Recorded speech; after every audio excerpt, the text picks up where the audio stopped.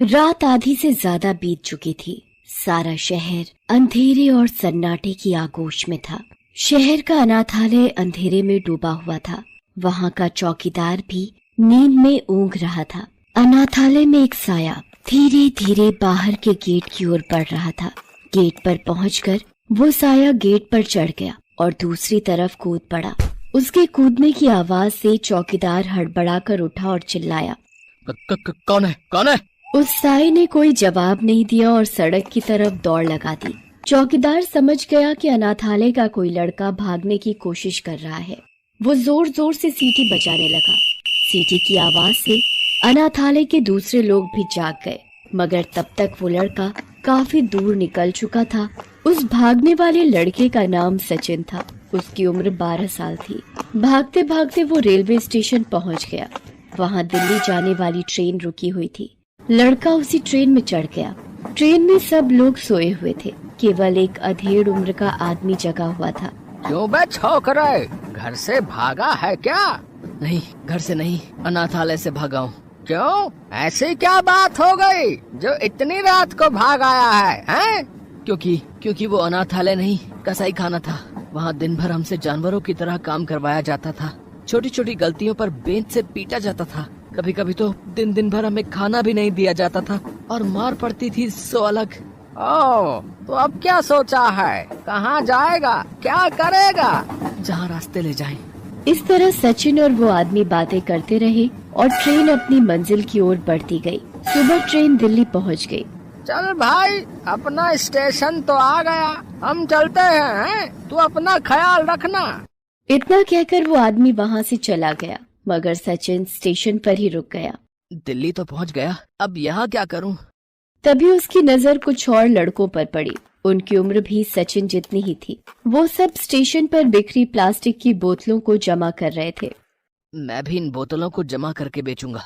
उस दिन से सचिन स्टेशन पर ही रहने लगा। वो दिन भर खाली बोतलें जमा करता और शाम को उन्हें बेचकर वहीं स्टेशन पर ही सो जाता। एक रात स्टेशन लगभग खाली था। वहाँ इक्का दुक्का लोग ही थे। सचिन भी सोने की तैयारी कर रहा था। तभी उसे किसी बच्चे के रोने की आवाज सुनाई दी। सचिन उठा और इधर उधर देखने लगा। कुछ दूरी पर उसे एक 5 साल की लड़की बेंच पर बैठी रोती नजर आई। सचिन उठकर उसके पास गया। कौन हो तुम और तुम्हारे माँ बाप कहाँ हैं? बच्ची कुछ न बोली, सिर्फ रोती रही। रात भर सचिन ने उस बच्ची के माँ बाप को ढूंढा। उसने स्टेशन पर एक एक आदमी से पूछा, मगर उसके हाथ कुछ न लगा। यहाँ तक कि सुबह होने को आई। अंत में सचिन उस स्टेशन मास्टर के पास गया और उन्हें सारी बात बताई।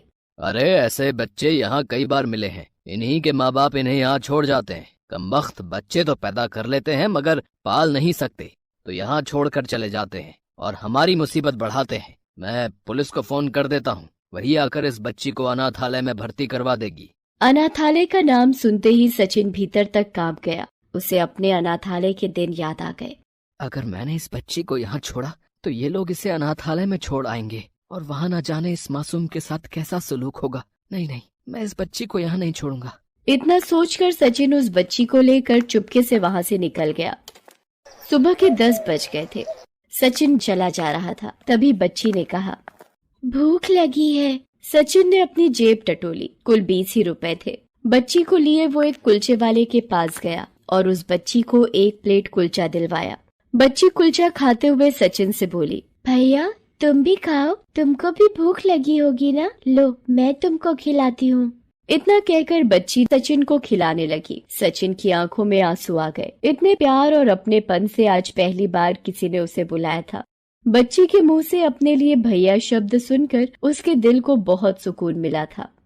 अब चाहे जो हो जाए, आज से ये मेरी बहन है। इसकी खुशी के लिए मैं हर काम करूंगा। खुद को मेहनत की भट्टी में झोंक दूंगा, मगर अपनी बहन को कोई दुख नहीं आने दूंगा। खाने के बाद सचिन अपने और अपनी बहन के सर छुपाने की जगह ढूंढने लगा। जल्दी ही उसे एक झुग्गी मिल गई। मकान मालिक दयालु था। उसने अगले महीने पैसे लेने की बात मान ली। सचिन अपनी बहन के साथ वहाँ रहने लगा। रहने का इंतजाम तो हो गया, अब मुझे कोई काम ढूंढना होगा ताकि मैं अपनी बहन का दाखिला किसी अच्छे से स्कूल में करा पाऊँ। अपनी बहन को मैं खूब पढ़ाऊंगा। इतना सोचकर काम की तलाश में निकल पड़ा। महज 12 साल का होने के कारण उसे कोई काम नहीं दे रहा था। दिन भर भटकने के बाद वो एक छोटे से होटल में गया। उस होटल का मालिक एक बूढ़ा आदमी था। उसका नाम टेकचंद था। टेकचंद के भी आगे पीछे कोई नहीं था। सचिन टेकचंद के पास गया और उससे काम मांगा। अरे तू इतनी सी उम्र में काम क्यों करना चाहता है? मैं अपनी बहन को पढ़ाना चाहता हूँ। क्यों, तू खुद नहीं पढ़ना चाहता? चाहता तो हूँ, मगर पढ़ाई लिखाई इस भेजे में घुसती नहीं है। कोई काम दे दो ना सेठ। सेठ को सचिन ईमानदार लगा। उसने उसे काम पर रख लिया। अब सचिन दिन भर काम करता और उसकी बहन सेठ के साथ खेलती थी। इस तरह महीना भर गुजर गया। जिस दिन सचिन को पहली पगार मिली वो बहुत खुश हुआ। सेठ जी, मुझे कल की छुट्टी चाहिए। मुझे अपनी बहन का एडमिशन करवाने जाना है। उसे छुट्टी मिल गई। अगले दिन सचिन अपनी बहन के साथ होटल आया। अरे इसे तो स्कूल में होना चाहिए, इसे यहाँ क्यों लाया है? इसका दाखिला नहीं हुआ सेठ जी। क्यों? हमारे माँ बाप नहीं है ना, बिना माँ या पिता के साइन के इसका दाखिला नहीं हुआ।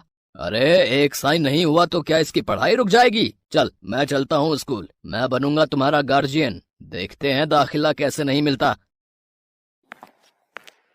फिर से टेकचंद ने उनका गार्जियन बनकर सचिन की बहन का दाखिला करवाया। फॉर्म में सचिन ने अपनी बहन का नाम स्वाति लिखवाया। ये नाम सचिन ने ही उसे दिया था। वक्त का पहिया घूमता रहा। सचिन और स्वाति धीरे धीरे बड़े होने लगे। स्वाति पढ़ाई में काफी होशियार थी। एक एक कर सफलता की सीढ़ी चढ़ते हुए उसने 12वीं में पूरे जिले में टॉप किया। फिर अपनी काबिलियत के दम पर स्वाति का दाखिला शहर के मेडिकल कॉलेज में हो गया। सचिन की तो खुशी का ठिकाना ही नहीं रहा। सचिन सबसे कहता था, मैं तो कुछ न बन पाया, मगर अब मेरी ये बहन डॉक्टर जरूर बनेगी। उधर टेकचंद की तबीयत खराब रहने लगी थी। वो अब होटल कम ही आता था। उसने अब सचिन को होटल का मैनेजर बना दिया था। उसे सचिन पर अपने बेटे की तरह भरोसा था। एक दिन, सचिन बेटा, मेरे आगे पीछे कोई नहीं है। मुझे हमेशा ये डर लगा रहता था कि मेरे मरने के बाद इस शरीर को आग कौन देगा। भगवान ने तुझे भेजकर वो कमी पूरी कर दी है बेटा। मेरा बेटा है तू। आज से मैं ये होटल और घर तेरे नाम करता हूँ। आज से इनका मालिक तू है बेटा। बस एक वादा करना, मैं जिधर भी मरूं मेरी चिता को तू ही आग लगाना।